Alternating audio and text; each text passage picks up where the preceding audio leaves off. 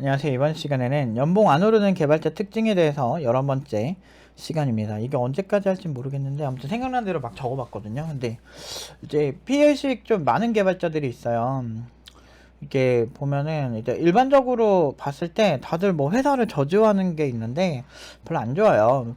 여러분들이 매일매일이 그런 고통스러워지는 거거든요. 회사는 저주할 대상이 아니에요. 그리고 회사 나오면 그만이고 그러니까 사람들이 회사를 나오는 걸 되게 두려워하는 경우가 많더라고. 어떤 조직 사회에서 내가 속해 있어야만 나는 진정한 사람의 어떤 부시를 하는 사람이고 그렇게 생각하는 경우가 있는데 저는 옛날부터 그 틀을 좀 많이 깨본 입장이잖아요. 회사 안 다니면서 내가 프리랜서 있으면 가서 계약하고 막 이렇게 해서 재택으로 일하고 또 출퇴근하려고 하면 안 한다 그러고 막 그런 좀 이렇게 독특한 짓을 많이 해본 입장에서 괜찮아요, 그래도. 근데 문제는 이렇게 피해의식이 좀 많은 개발자들이 꽤 있어요. 그래서 회사에서 자기가 마치 이렇게 희생당하는 사람인 양 이렇게 언론에서도 막 만들고 그렇게 하는데 아무도 자기한테 가라고 한 적 없거든. 그리고 그 인간은 이기적이어서 결국에는 자기가 아쉬워서 회사 간 거면서 그 회사를 자꾸 욕을 하는 거야. 근데 그러면 점점 멘탈도 안 좋아진단 말이야. 근데 그런 개발자들이 옆에 있으면 자연스럽게 물들어요. 인간은 일단 사회적 동물이기 때문에 우리 내 주변에 어떤 사람들이 있느냐가 여러분들의 수준을 결정해요. 내 주변에 경제적으로 막 그지 같다고 해서 사회 통념적인 그런 어떤 다양한 룰들을 막 깨고 활동하는 사람이 많으면 나도 그래도 괜찮은가? 라는 생각을 한 번씩 해보면서 자연스럽게 물들어요. 그래서 막 되게 안 좋은 약들이 있잖아요. 뭐 마약이나 이런 것도 대부분 지인을 통해서 퍼지는 경우가 많아요.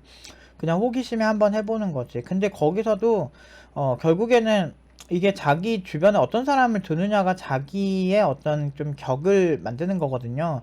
내가 그거를 정말 오만하게도 깨보려고 한 적이 있어. 이거는 어른들도 옛날부터 하는 얘기잖아요. 친구 잘 사귀라고. 그 어른들 얘기를 그렇게 잘 듣는 편은 아닌데 나도 근데 약간 공감이 많이 되는 게 나이를 좀 먹다 보니까 주변에 있는 사람들의 정서가 전염이 되더라고. 좀 우울한 사람들이 좀 많거나 그것도 한두 번이지. 20대 때는 그래도 쌩쌩하니까 내가 우울한 사람들이나 좀 그런 사람들 있으면 그냥 아니야 잘 될 거야 누구누구야 뭐 이렇게 잘 될 거야 그러지 마 뭐 이러면서 막 많이 위로를 해줬다. 근데 이 새끼가 이 새끼야 이 새끼는 그렇게 하던 애가 나이를 한 6년 7년 더 먹어도 안 바뀌어요. 근데 내가 걔를 만나고 오면 어느 순간부터 너무 안 좋은 거야, 기분이. 막 이렇게 된다니까? 근데 이렇게 회사에 대해서 불만 많고, 뭐 어떤 팀장이 어쩌고저쩌고 막 그런 얘기를 하는데, 여러분들, 그럴 때일수록 감정을 다 잡아야 돼요.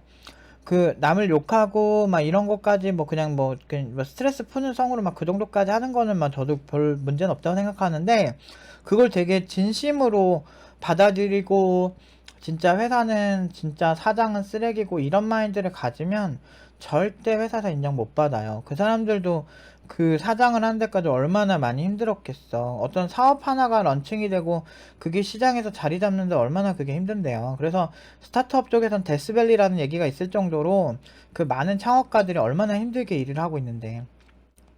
근데 진짜 웃긴 게 사람이 제가 팀노바에서는 그런 학생들 자체를 잘 안 받기도 하고 학생들한테 그런 마인드는 정말 위험하다고 얘기를 하거든요.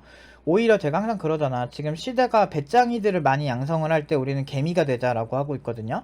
나중에 웃는 자가 좋은 거다. 결국엔 취업을 잘해서 고연봉 받고 내 삶이 윤택해지고 회사에서도 인정받는 개발자가 자존감도 높고 실제로 내 직업 만족도도 높을 수밖에 없다라고 가르쳐요. 그러려면 어떻게 해야 돼? 우리 노력하자라고 하면서 오히려 근무하는 것보다 우리가 공부하는 시간이 훨씬 많아요. 거의 저도 뭐 지금 한 2달 가까이 쉬지 않고 이제 3달째가 됐는데 3달째가 되면서도 내가 나를 위해서 공부하는 거거든.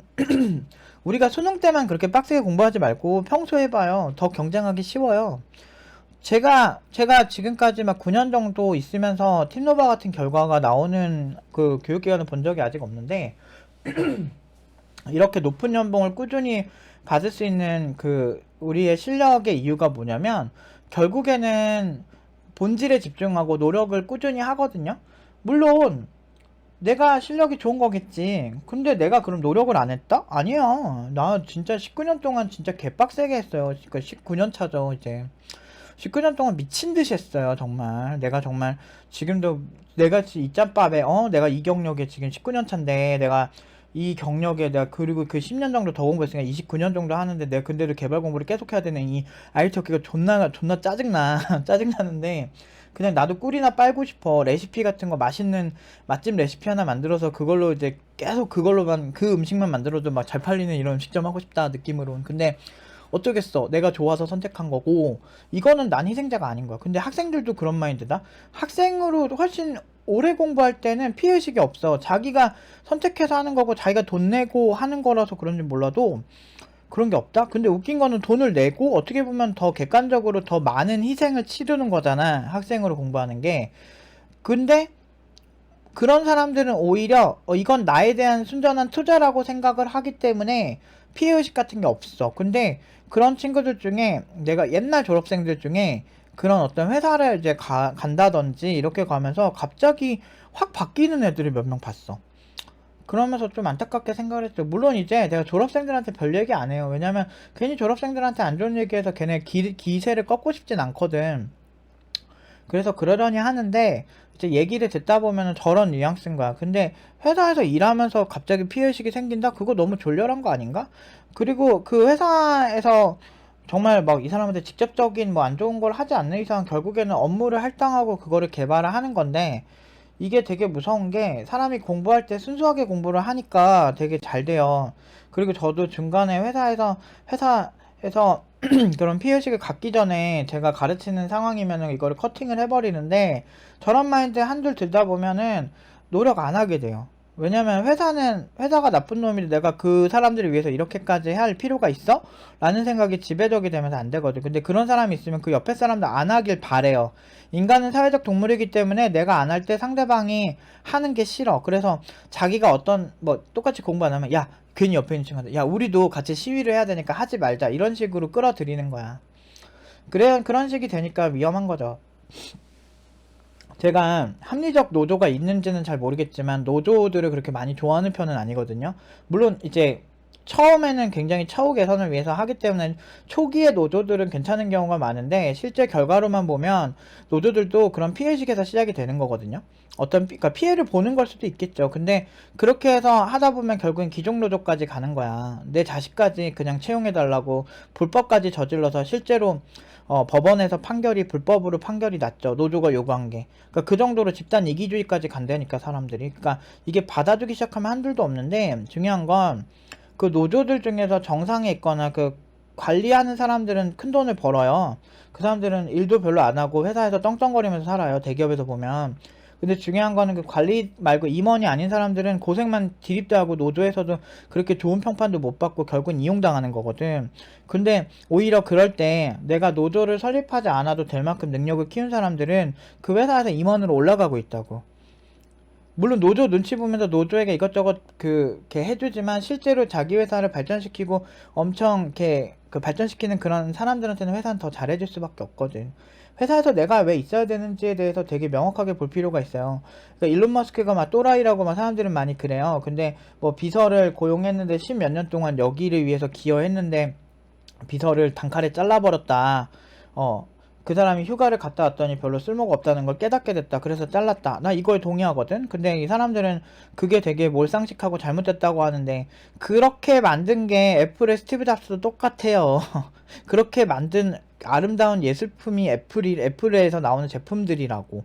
그렇게 극단적으로 오히려 소비자의 눈에 맞춘 거지. 어떤 얘기냐면 거기에 주식 투자한 사람들이 존나게 많을 거 아니야. 그런 주식 투자한 사람들이 그렇게 쓸데없이 월급 루팡하는 사람들을 원하겠냐고. 대부분의 회사들은 법인 회사예요. 그리고 법인들은 법인세를 내야 돼. 세금도 내고 심지어 많이 벌어야 많이 낼 거 아니야. 그러면 그거 다 여러분들 복지나 뭐 사회 전반적으로 쓰이겠지. 근데 이제 이런 어떤 기본적인 메커니즘을 갖고 있는 이 법인 회사는 주인이 주주란 말이야. 그 얘기는 우리가 애플 주식을 하나라도 샀으면 테슬라 주식을 하나라도 샀으면 그 무능한 그 테슬라 비서를 자르는 게 없어도 되는 사람이잖아. 자르는 게 사실은 비합리적이지 않다고. 여러분들이 주인이니까. 여러분들이 그 인건비로 그런 거 낭비하는 차라리 마케팅을 더해서 또 매출을 더 불러일으키는 게 낫잖아. 아니면 유능한 인재를 더 뽑는 게 낫잖아. 회사 입장에서. 인간은 이기적이라 자기가 그 회사의 주인이 되느냐 아니냐에 따라 완전 포지션이 달라요. 일할 때 일주일에 5일 일하는데 피해식 갖고 사는 사람이랑 같이 어떻게 일하냐? 같이 있으면 힘 쭉쭉 빠져. 맥 탁탁 끊어. 존나 못해. 그런 애들 치고. 피해식 가지고 있는 사람 중에 진짜 실력 있는 사람은요, 결국에는 이직을 하더라고. 그리고 이직을 했을 때 잘 가면 그 사람은 찐 실력자인 거야. 그런 사람이라면 인정하지. 그 더 좋은 조건으로 이직하고, 그것도 어설프게 아니고 진짜 실력을 인정받아서 이직을 하고 이런 사람들은 난 존중한다니까. 대신에 맥 끊으면 안 돼. 나도 존나 뭐 말이 많은 편이었는데 어느 순간부터 이게 좀 기준을 좀 바꾼 게 항상 그랬어. 아, 그 생각해보니까 이직했을 때 내가 이득이구나. 이런 거. 내가 여기서 실력 좀 키워서 가야지. 어차피 그런 마인드 다 있잖아. 다 이기적이라서 내가 여기서 내 실력 향상시켜야 되는 마인드가 있잖아. 그리고 그 많은 회사들한테 나를 형상시켜라. 좋은 회사 가려는 이유는 나의 성장 때문에 가는 것이다. 이러잖아, 다들. 그 다들 자기 생각밖에 안 하잖아. 근데 거기서 성장하려면 어떻게 해야 돼? 이런 불평불만을 할 시간에 그냥 개발을 해. 그리고 더 어려운 걸 하면은 실력이 많이 는다는 거죠. 그래서 피해의식이 결국엔 머릿속에 지배하면 별로 노력도 안 해요. 그리고 그런 개발자들일수록 이직할 때 경쟁력 없으니까 그 회사에서 많은 걸 요구하게 되지. 노조들이 많이 그랬었죠. 실제로. 귀족 노조가 괜히 나온 게 아니에요. 그리고 불법까지 저지를 정도면은 선 넘은 거지. 그러니까 그런 식으로 사고하면 장기적으로 안 좋아요. 절대 부자 안 돼요. 그냥 여기서 꿀 빨고 싶은 거지. 근데 더 웃긴 거는 그 밑에 진짜 순수한 그런 어떤 생각을 가지고 노조에 참여한 그 근로자들이 뭐가 되냐고. 위험하다니까. 그래서 저는 제 영상을 보는 분들이 그런 마인드를 꼭 갖지 않았으면 좋겠어요. 내가 문제가 있고 내가 뭔가를 못하면 일단 나한테도 문제가 있는 거야. 그리고 내 처우가 좋지 않다는 건 결국에 안 좋은 회사 다니는 거고, 안 좋은 회사 다니는 이유는 나 스스로도 알잖아. 내가 이직할 때 경쟁력이 없다는 거. 여러분들이 충분히 언제나 네카라쿠베 당토에서 임원진까지 갈 수 있을 만한 실력자인데 중소기업에 있는 경우는 없겠죠? 그러니까 나는 완벽한데 상대방은 문제가 있다. 이런 생각을 하면은 사실 문제가 되죠. 근데 뭐 배우자도 마찬가지다? 이상한 배우자 골랐어. 고를 수 있지. 뭐 저 사람이 철저하게 나를 속일 수 있어. 그때 단칼에 여러분들이 이혼을 해야 되는데 내가 지금 상황이 안 좋아. 직장도 안 다니고 돈도 없고 이런 상황이면은 이혼할 때 되게 불리해지겠죠. 그러니까 이런 거야. 지금 이런 거 되게 비슷한 거라고. 내가 불리한 거 아니까 에휴 그냥 참고 살자 이렇게 되는 경우가 많은 거지. 여러분들이 존나 잘생기고 뭐 존나 멋있고 그 돈도 많고 막 이렇게 하는데 뭐 어쩔 수 없이 산다는 뭐 자식 때문에 어쩔 수 없이 산다 그러는데 그러면 헐리우드 스타들은 그 자식 있는데도 이혼 많이 하잖아. 근데 사실 자식 있는데도 이혼하는 사람들도 많고. 그러니까 어쨌든 이런 조건적인 부분에서 분명히 숨어있는 의도가 있다는 거야. 그러니까 피해의식 많은 사람들 있으면 맥이 끊겨. 개발하는 재미도 없고 그 회사 다니기도 싫어. 꼴배기 싫어. 그러니까 그래 버리니까 이제 같이 으쌰으쌰 하고 싶은데 나 옛날에 합창단 할 때도 그랬어. 그러니까 피치가 존나 안 맞아. 그러니까 피치가 안 맞아. 합창의 꽃은 피치거든. 그러니까 근데 그 연습 많이 하다 보면 좋아지거든. 그래서 그 지자님이 엄청 그거를 연습을 많이 시킨단 말이야. 근데 이제 그런 거 할 때 보면 뒤에서 그냥 합창단 와서 그냥 술 마시고 이런 거 좋아하고 뭐 대학에서 해봤자 얼마 안 돼 이런 생각 가지고 있는 사람이 있고 막 정말 나는 그래도 그러니까 막 정말 잘해서 공연을 잘하고 싶은 마음이 되게 많았단 말이야. 근데 그런 거 있을 때 맥 끊는 그런 사람들 얘기 듣다 보면 이제 그냥 하기 싫어지지 막.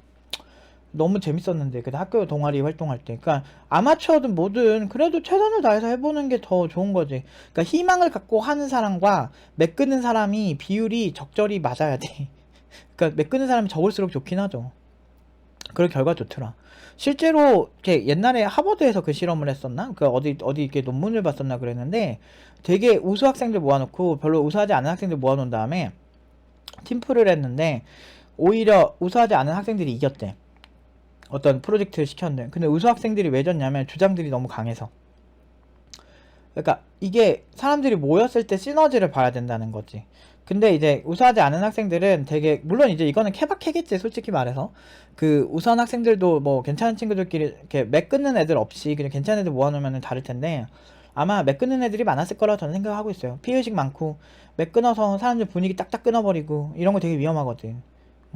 결국에는 우리의 몸은 뇌가 지배하는 거고 우리의 신체적 건강이 또 뇌의 건강까지 같이 불러일으키니까 이게 양쪽이 관리가 돼야 되는데 요즘 사람들이 운동에는 관심이 많아도 이제 멘탈 관리하는 거 이런 부분에서 너무 안 좋은 자기 합리가 많으니까 막 그런 거 있잖아요. 금수저는 나보다 기회가 많다 이렇게 얘기를 하는 거지.